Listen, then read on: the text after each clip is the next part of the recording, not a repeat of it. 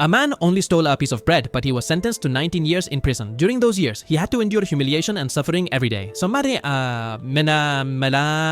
Finally, the day of his release arrived, but the prison warden made everything difficult again. He ordered the prisoner to move hundreds of kilos of wood by himself, an almost impossible task. But the man, named Jack, had extraordinary strength. With all his might, he lifted the wood and threw it in front of the warden. With no other choice, the warden handed over the release letter. However, when Jack read the paper, his anger peaked. It stated that he was still labeled as a dangerous prisoner and had to report to the police station every few days. If he misses even once, he will return to prison.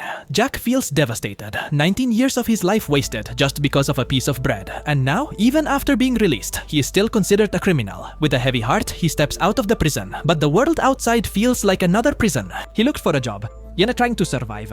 But no one wanted to hire a former dangerous convict. In hunger and cold, Jack eventually found himself lost in a place he thought was a cemetery. As he searched for a corner to sleep, an old man approached him. It turned out it was not a graveyard, but a church.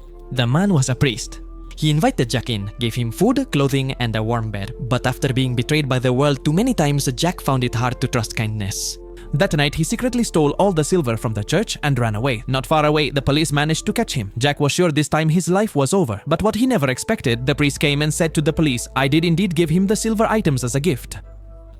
The priest even added 2 of the most valuable candlesticks. "You forgot to take these, son," he said gently. The police had to release him. After they left, the priest looked at Jack and said, "Use this to start a better life." Those words shook Jack's heart. He tore up his release letter and resolved to forget the past. Start a new life. 8 years passed, and with that silver, Jack rebuilt his life, opened a textile factory, and eventually was elected mayor. One day, an accident occurred. A car overturned and hit an old man.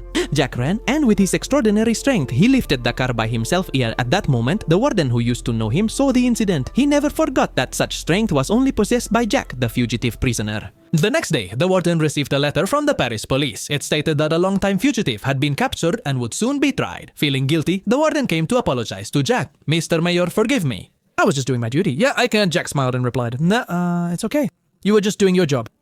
But now Jack is in a big dilemma. If he stays silent, an innocent man will be punished in his place. If he confesses, everything he has built will be destroyed. In his uncertainty, his eyes fell on the candlestick given by the priest. He remembered how he was once given light and hope in the midst of darkness. Finally, Jack made a decision. He ran to the courthouse and stood before everyone. Loudly he said, "The person you are looking for is not him. I am the fugitive. This man is innocent."